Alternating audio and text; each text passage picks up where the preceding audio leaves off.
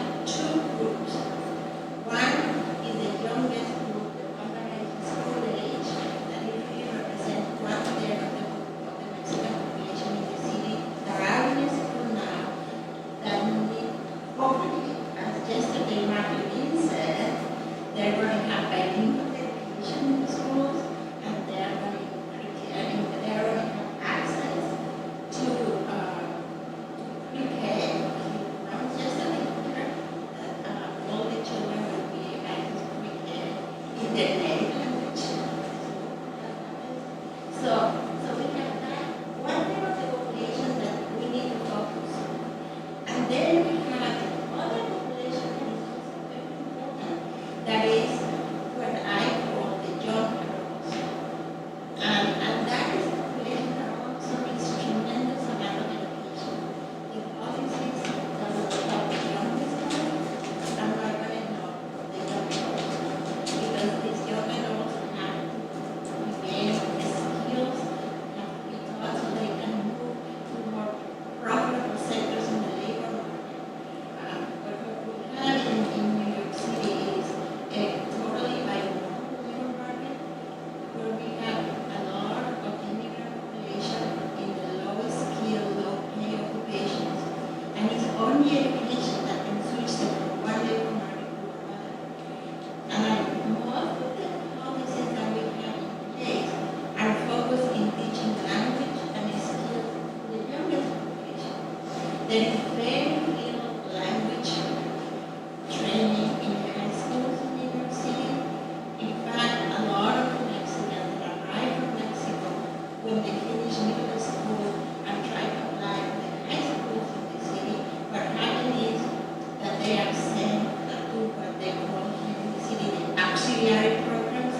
That means it's a program where they teach them supposedly English language learner classes. But if you see September, how many registered? 3 months later, they're all gone. So we have no institutional commitment really to this. It's very important sector of the population. That is also the parents of the young ones. So as long as the parents continue to be really in pains or in jobs that receive so little money, then the youngest ones are going to continue having problems, because as we mentioned before, they are very poor and they don't have enough resources in the family to support the children and their education. And as you can see, that is the very decimal number. So if we have really 1/3,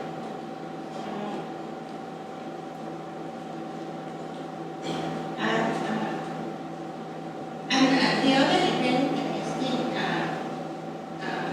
characteristics, demographic characteristics of the Mexican population in the city is the highest concentration of children that are with their families.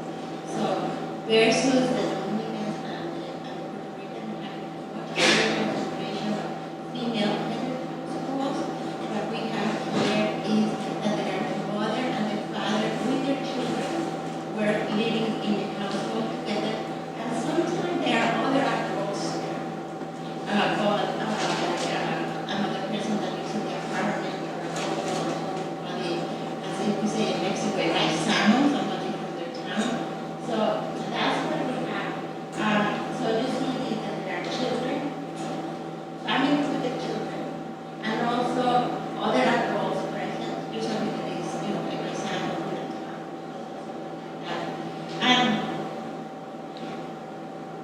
In the census, in this database that is called the Housing Vacancy Survey, and it's, as you know, one of the most sought after apartments in New York City are the rent-controlled apartments. So this survey is done by the city to survey who is living in the rent-controlled apartments. There is 1 million rent-controlled apartments in New York City, and everybody wants to get access to those. So that's what this survey is doing. So because once they find that somebody makes more money at the apartment, whatever they do, then they are moved out of those rent-controlled apartments to other kind of housing. So that's why